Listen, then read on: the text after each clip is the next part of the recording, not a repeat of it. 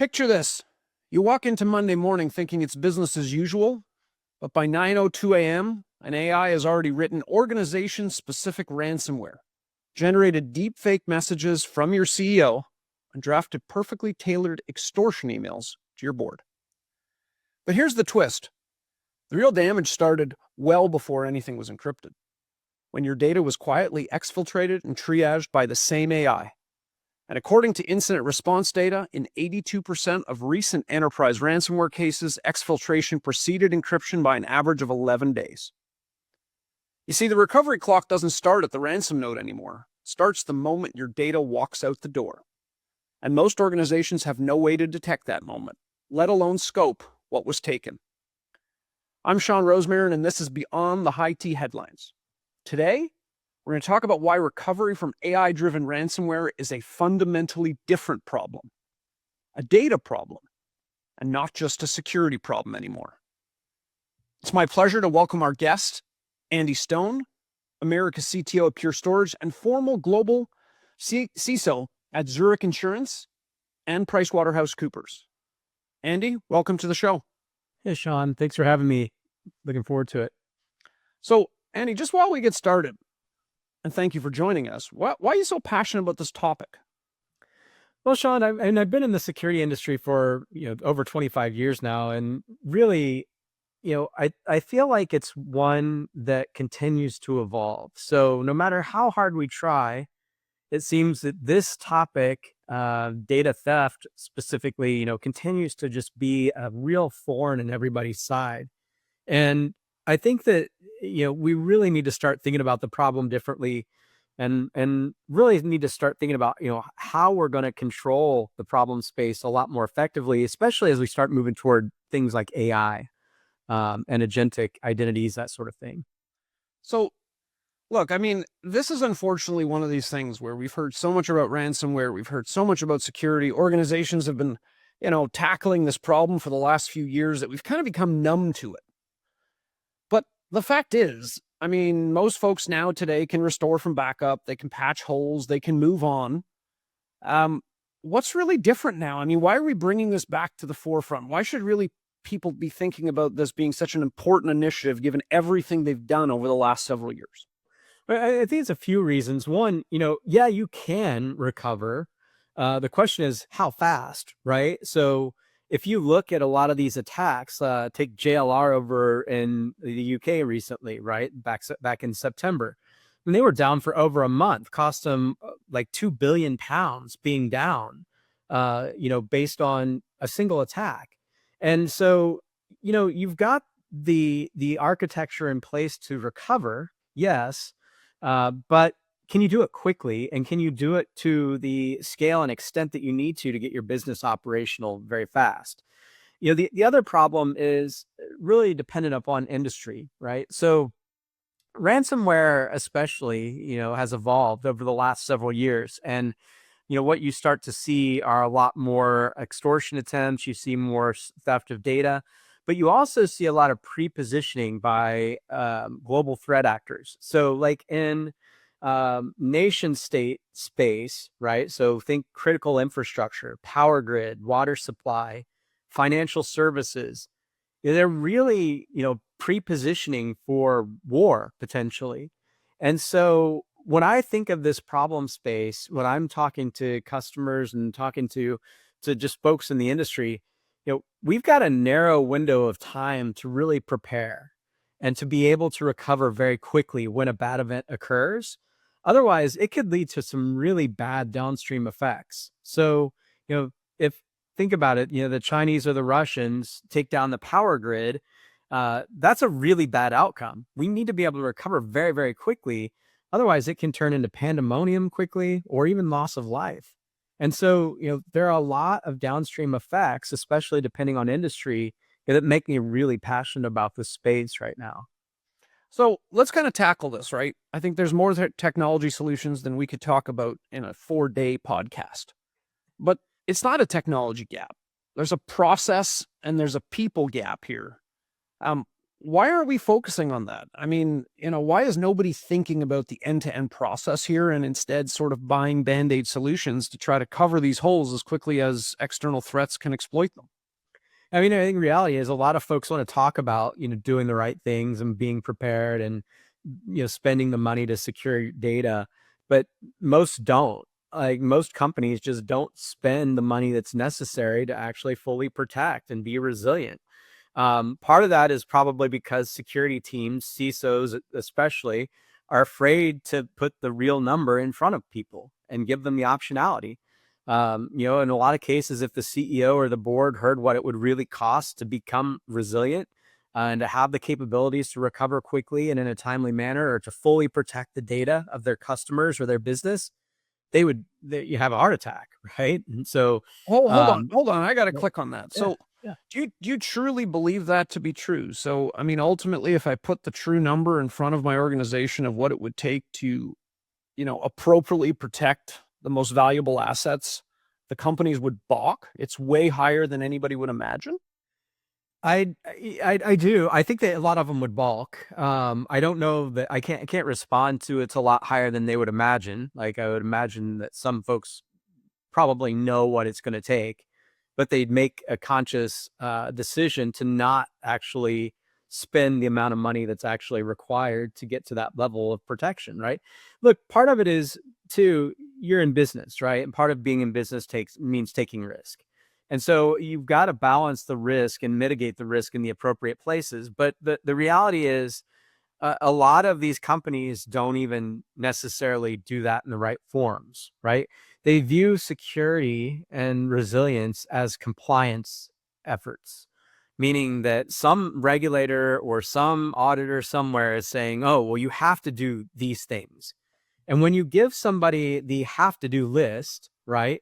That means that the optionality of the additional things that you might want to do to be above the bare minimum go straight out the window, right? Especially when it's a business that doesn't understand. So, if you're in a financial services business that, is worried about banking, right? They don't necessarily understand security as their core business. And so when someone shows up and says, okay, here's what we have to do, here's the criteria we must meet in order to be compliant, the CEO or the board is going to look at that and say, okay, well, that's what we got to do. And then if you take to them and say, okay, well, we can spend another 20, 30, 40% on top and we can really, secure our customer data much more effectively, or we can get to higher levels of resiliency and other things, that's where the story starts to get muddied a bit, because folks, one, they hear the number and they're like instantly turned off to it. But secondly, they don't understand really what they're probably getting for that money. And so they think that the compliance, the regulatory compliance need is meeting the objective. They think that is, that's everything that you really need to protect yourself, when in reality it's not. Okay, so I'm hearing this is a complex estate, and there is a certain element of compliance. I need to show the organization that I'm doing what would be considered appropriate given my size and scale. But now on top of this, we have a whole round of new external threats with the rise of AI or shadow AI, and a whole bunch of governance concerns that come with it, and data leakage that didn't exist before. So employees pasting data into ChatGPT, marketing teams building AI agents, agents now operating without human oversight, R&D using AI coding assistants, and all the code injection that comes with that. From a recovery and security perspective, Andy, how does it change the game?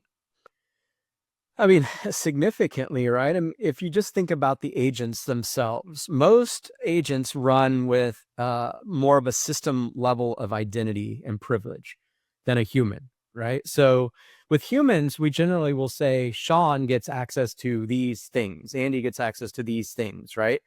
And with the agents that are being built right now, they're getting access to everything, right? It's like, oh, agent processing, right? But people don't think about, what are the downstream implications or effects of that potentially. Well, an agent, as it's learning, it's like a child in a lot of ways, right? It doesn't know what it doesn't know, and it may not maliciously access data or present data that it shouldn't, but it might. And that becomes problematic for people. So it's understanding the controls and the guardrails that have to be in place from a recovery perspective. um, you know, I think it's the same playbook that we're used to really over time.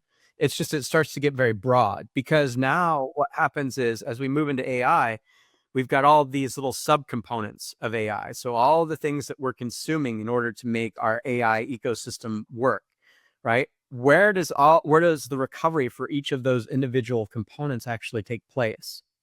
Yeah. So Okay. I'm you've got a following you. lot of So I'm building these agents, I'm asking these queries, I'm injecting this code, but ultimately, what are all the systems that have access to that data that I've now listed? And am I tracking the exposure associated with those sites that I may or may not control now being hacked or having a code injection and my data being exposed in that way? or even being corrupted. So how do you even go back? So, if your data is commingled with other data, how do you repair that overall? Like, if there's a breach, like, how do you repair your data inside of a bunch of commingled data, right? That it becomes very problematic potentially. Okay, so it sounds like what we're isolating here is ultimately the security problem is a data problem. So, you know, you're a CISO. How do you think about this? I mean, you're not the chief data officer. There's other people in your organization that control data silos. What's step one? How do you sort of tighten these controls, and how do you start to get a tighter alignment between the CISO function and the data function within the organization?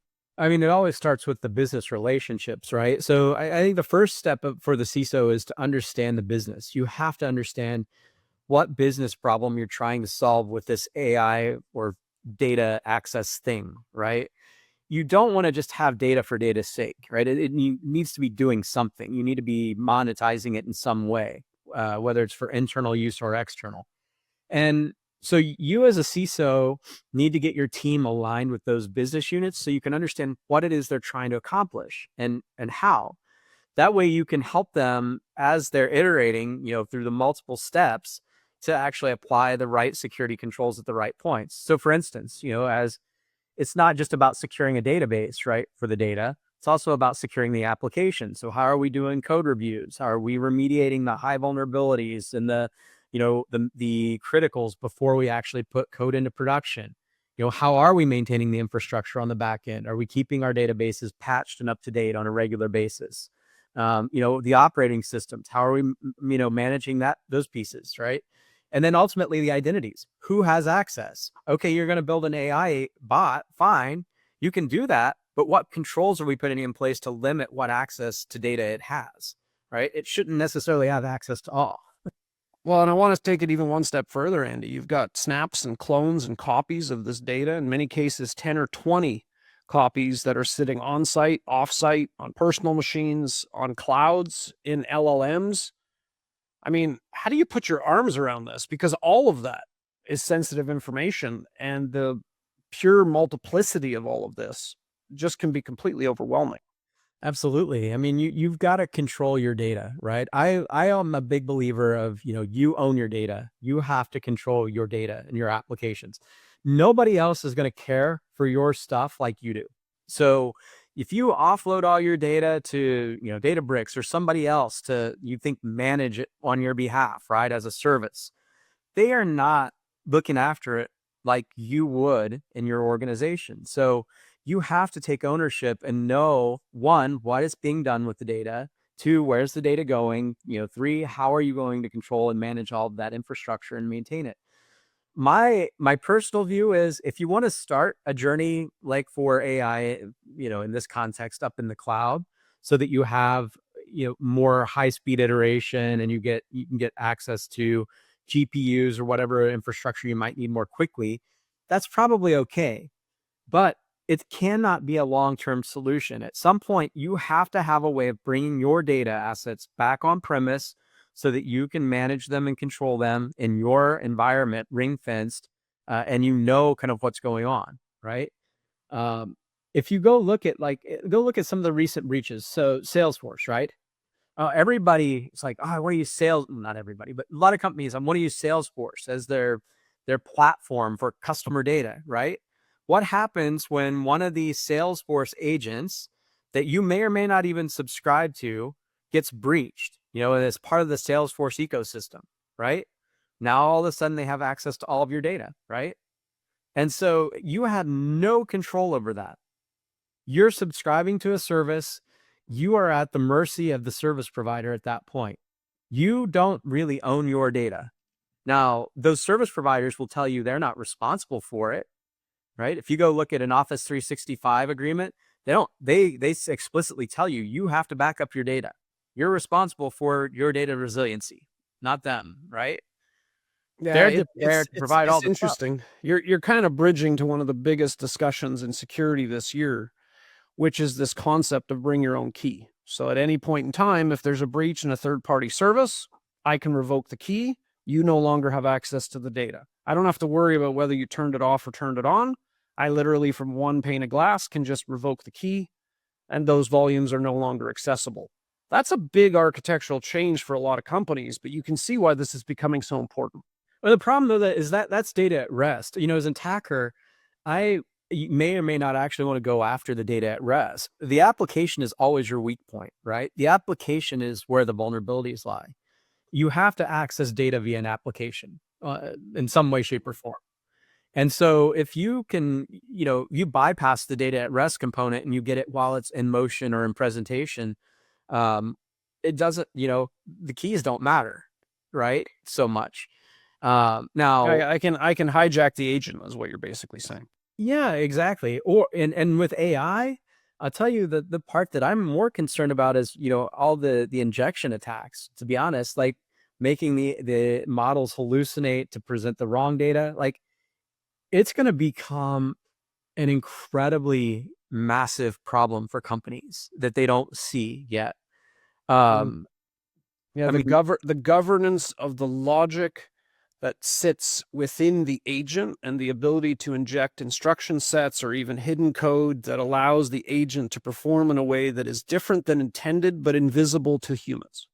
not only that, but even just misrepresenting the data, right? Like you're seeing articles now about like around healthcare, agents giving the wrong medical advice, and then doctors having to like convince patients now that they don't have the ailment that AI told them they had, or they don't need the prescription, or it's going to become this whole cyclical thing of trying to manage. But like the sprawl, a chat GPT can get a lot more sprawl more quickly than a single organization, right? So if the wrong information is in there, it can populate, it can send to a very big population much more quickly than a single company could on their own. Yeah, no, I totally follow you. So look, I think we've done a good job of talking about where we're at. I want to just cover one last topic, which is, one that is often on the in the hearts and minds of our security professionals. Um, how do you deal with regulatory compliance here? I mean, ultimately, like the regulations are becoming tighter and tighter. The fines are becoming larger and larger. So you're a CISO and you've got to respond to your chief risk officer and your board about not only what controls you've put in place, but your ability to respond and your ability to report and your ability to acknowledge any attacks that are taking place. Round us out here. What advice are you giving CISOs today, and kind of try to make it as clear, concise, and actionable as you can? Yeah, I think it's again all about being speedy, right? So you have to be fast in whatever you do. So with regulations, the regulatory bodies, you have to show intent and moving in the right direction, right? You don't necessarily have to meet every compliance obligation to the letter of the law, but you have to show intent and moving in that direction. Again, a lot of it is going to come down to investment. Where do you want to invest as a business? Sometimes, and I just will say it, right? It's cheaper to pay a fine than to actually comply. And that's how a lot of these companies will look at things, right? And so it's not until you get to the point that you understand why you're applying the security controls and what you're trying to accomplish, until you can then you can actually apply to go get the funding to actually do the things that you need to do. Just because it's on a compliance checklist somewhere doesn't mean somebody's going to do it. Doesn't mean they necessarily should do it. And it certainly doesn't mean it's going to make you secure, because I'm yet to ever find a policy or compliance framework that has ever kept a bad guy out, right? No attacker is going to look and go, oh, Shawn has a 12-character complex password policy with multi-factor authentication. Not going to bother with him, right? It's not how the world works. So I think you got to be more pragmatic on the security side, know what it is you're trying to protect, why you're trying to protect it, and then put the right controls in place to do those things. And generally, you're going to align with the spirit of your compliance and regulatory needs. Yeah, I think what I heard you just say was you're not going to be able to afford or necessarily even stand up every possible barrier. And even if you did, you're still exposed. But the question is, are you eyes wide open on that particular issue? Do you understand the risks? Have you laid out the risks? Are you comfortable with the potential impact of those risks? And like you said, I mean, if I use an insurance analogy, are you prepared to self-insure? Are the fines or the impacts more palatable than the cost to prevent them? The other reality, though, Shawn, is even with the fines nowadays, like, they aren't significant to most businesses, right? I mean, look, the downstream effect of, go back to JLR, right? $2 billion or £2 billion in losses, right? The government is kicking in money to help offset a lot of that. Think of the suppliers that were impacted. Like, what, they have no recourse. Like, there was no regulatory framework in place or compliance requirement in place that protected them, but all the suppliers lost a ton of money, right? All the employees, they were out for over a month, right? Like, there are so many losses that occur when these attacks happen that the businesses are really not liable for today, that you almost question, you've got to have regulatory compliance, you've got to have some framework to follow, but they don't really have any teeth. Like, yeah, it's a risk. It's a risk you're willing to take. Yeah. I mean, look, we've seen this through the years. Look, there's so many threads we could pull on this, and we will undoubtedly have a follow-on episode to talk about some of this further. Andrew, thank you. This has been incredibly valuable.